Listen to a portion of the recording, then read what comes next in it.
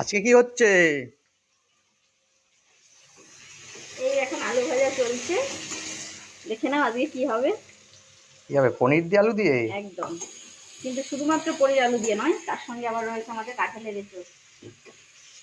তা এখানে কি সিদ্ধ করেছো? এঁচোড় দিয়ে আজ হবে পনির আলু। এটা কিন্তু খেতে দারুণ লাগে। আর আমাদের নিরামিষ মাছ আছে, কিন্তু সেটা ভেজে রেখে দেওয়া হবে, কারণ আজ একাদশী তো তো কালকে মাছ খাওয়া হবে। আর করা হবে লাউ, করা হবে লাউটা ভাজা ভাজা। আবার আজকেও লাউ? প্রতিদিন লাউ শুধু লাউ? চুপ করে, তো লাউ খাওয়া খুব ভালো। লাউ খেলে শরীর ঠান্ডা থাকে। লাউতে ভীষণ উপকার।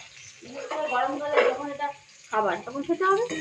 সিজনাল যে কোনো খাবার খাওয়া খুবই উপকারী, বুঝতে পেরেছো? আবার চাটনিও হয়ে গেছে আমার, আমের চাটনি। এটা হচ্ছে ঝোল ঝোল চাটনি, টক মিষ্টি, হালকা টক হালকা মিষ্টি, খুব মিষ্টি হবে না। ঝোল আচ্ছা, আম ঝোল টক। চাটনি তো, হ্যাঁ আম টক, এটাকে বলা হয় আম টক। খাবো ভালো হবে। ঠিক আছে।